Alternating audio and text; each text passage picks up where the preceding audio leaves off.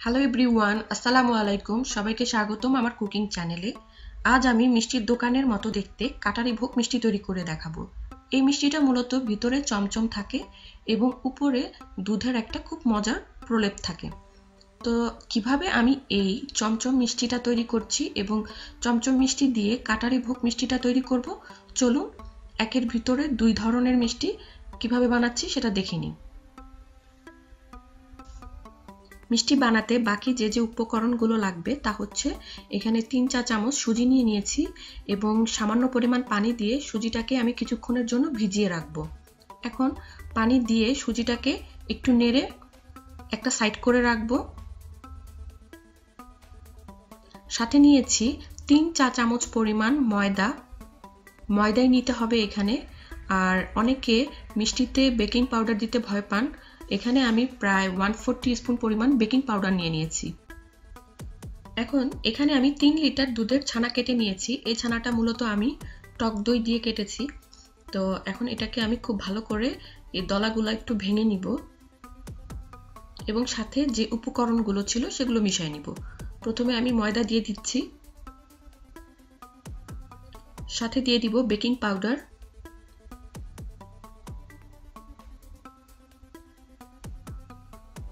এবং ভিজিয়ে রাখা সুজিটা এখন এখানে দিয়ে দিব। ছানার সাথে এই উপকরণগুলো খুব ভালো করে মিশিয়ে নিব। আমি প্রায় 5 থেকে 7 মিনিট খুব ভালো মতো এই ছানাগুলোকে মিশিয়ে নিয়েছি।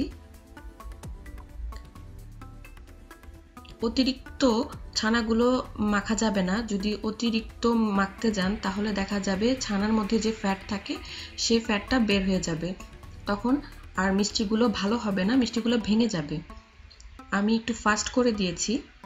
আমি প্রায় 5 থেকে 6 মিনিটের মতো খুবই হালকা হাতে এগুলোকে মেখে নিয়েছিলাম।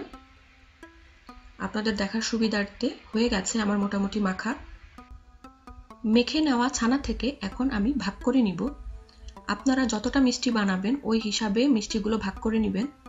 আমি এখানে বড় বড় 6টা মিষ্টি তৈরি করব, তো আমি 6 ভাগে ভাগ করে নিচ্ছি এবং শেপগুলো হবে একটু লম্বা। এগুলো দেখে বুঝে নিতে হবে। ঠিক হাতে রেখে এরকম করে একটু লম্বা করে নিব এবং কোনো প্রকার কোনো যেন ফাটল না থাকে মিষ্টিগুলোতে। এখন একটা হাঁড়িতে আমি প্রায় 4 কাপ চিনি নিয়ে নিয়েছি। এই চিনির জন্য আমি দিয়ে দিব 6 কাপ পানি। চিনির শিরাটা অবশ্যই খুবই পাতলা হতে হবে, কোনো প্রকার ঘন শিরা এই মিষ্টির ক্ষেত্রে ব্যবহার করা যাবে না। এখন দিয়ে দিব কিছু এলাচি। আপনারা চাইলে এলাচিটা স্কিপ করতে পারেন, অনেকের এলাচির গন্ধটা পছন্দ না। আস্ত এলাচি দিতে না চাইলে এলাচির সামান্য পরিমাণ পাউডার করেও দিতে পারেন।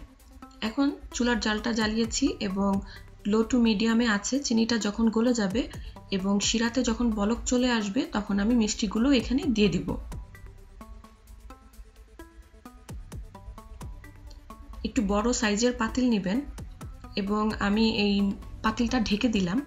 প্রায় 20 থেকে 25 মিনিট পরে আমি ঢাকনাটা খুলে দেখি মিষ্টিগুলো ফুলে ডাবল হয়ে গেছে, একটা মিষ্টিও ভাঙেনি মাশাআল্লাহ।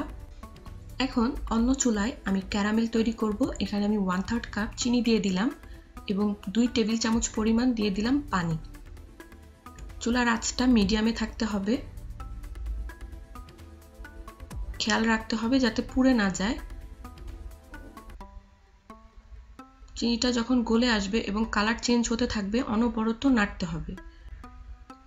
ক্যারামেল তৈরি হয়ে গেছে। এই অবস্থায় কোনো মতেই চুলার আঁচ হাই রাখা যাবে না এবং নাড়তে হবে। এখন যে কাজটা করব, এখানে আমি প্রায় 1/2 কাপ পরিমাণ পানি দিয়ে দিব। এখানে ভয় পেলে হবে না, এটা দেখতে পুরা একদম জেলোর মতো হয়ে যাবে, এখানে ভয় পাওয়ার কিছু নেই।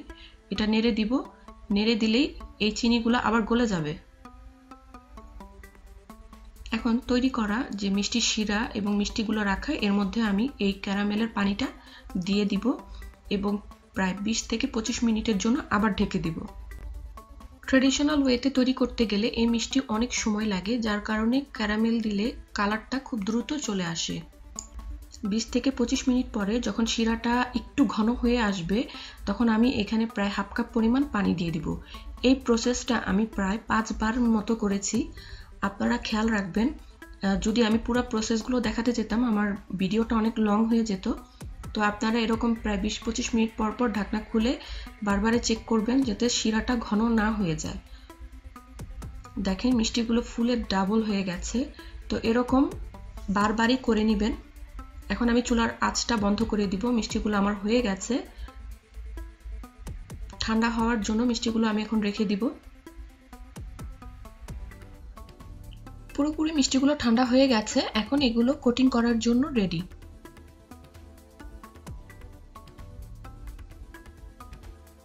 এখন এগুলো শিরা থেকে আমি একটা আলাদা পাত্রে এই মিষ্টিগুলো উঠায় নিব। আর আরেকটি পাত্র চুলায় দিয়ে দিব এবং 1.5 কাপের মতো গুঁড়া দুধ দিয়ে দিব এবং 1/3 কাপ পাউডার চিনি দিয়ে দিব। নর্মাল চিনিটাও দিতে পারেন। আর 2 টেবিল চামচ পরিমাণ দিয়ে দিব বাটার। আর 1/2 কাপ পরিমাণে দিয়ে দিব লিকুইড দুধ।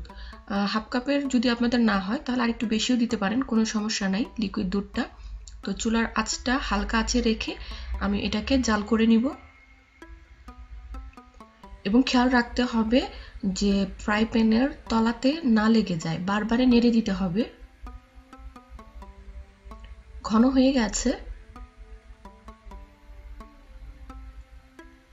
এ পর্যায়ে আমি এটাকে একটা পাত্রে উঠাই নিব এবং ঠান্ডা করে আমি যে কয়টা মিষ্টিতে কোটিং করব ওরকম ভাগ করে নিব। একটা বোর্ডে আমি প্লাস্টিক শীট বিছিয়ে নিয়েছি। এখন যে দুধের কোটিংটা তৈরি করেছিলাম এটা আমি এখানে দিয়ে দিব। আপনারা চাইলে এটা হাত দিয়েও করতে পারেন, বাট মসৃণ দেখানোর জন্য ঠিক আমি যেভাবে করছি আপনারা চাইলে এভাবে করে নিতে পারেন। এখন একটা বেলুন দিয়ে এটাকে আমি বেলে নিব রুটির মতো। জানি না কতটুকু বলে বোঝাতে পারছি, এর জন্য পুরো প্রসেসটা আপনাদের দেখে বুঝে নিতে হবে। এখন উঠিয়ে রাখা মিষ্টি আমি এই শীটের মধ্যে দিয়ে দিলাম এবং প্লাস্টিক যে শীটটা নিয়েছি ওটা দিয়ে আমি এগুলোকে র‍্যাপ করে দিব। 3টা চমচম আমি কোট করব আর বাকি 3টা চমচম আমি খালি রাখবো আপনাদের দেখার সুবিধার জন্য। এই চমচমের উপরের কোটিংটা আপনারা চাইলে হাতেও করতে পারেন। যেহেতু আমি র‍্যাপিং পেপার দিয়ে দেখাচ্ছি, যদি হাতে করতে যান তাহলে একটু মসৃণটা কম হয়।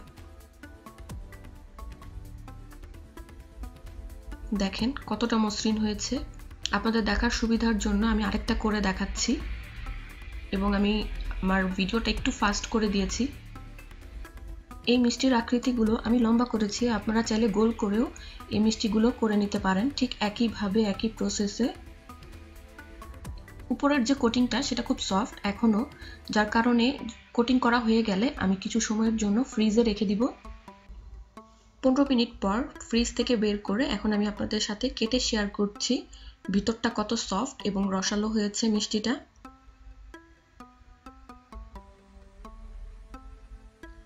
আমার রেসিপিগুলো যদি আপনাদের ভালো লাগে তাহলে আমার চ্যানেলটিকে সাবস্ক্রাইব করে পাশে দেওয়া বেলটি ক্লিক করে রাখবেন যাতে আমার নতুন নতুন ভিডিওগুলো আপনাদের কাছে সবার আগে পৌঁছতে পারে। এবং মিষ্টি রেসিপি কেমন হলো তা অবশ্যই কমেন্টস করে জানাতে পারেন। এখন আমি এই মিষ্টির লুকটা একটু পরিবর্তন করার জন্য এখানে জর্দা রং দিয়ে দিচ্ছি, এটা অপশনাল। সবাই ভালো থাকবেন, আপনাদের দোয়ার মাঝে আমাকে মনে রাখবেন। আল্লাহ হাফেজ।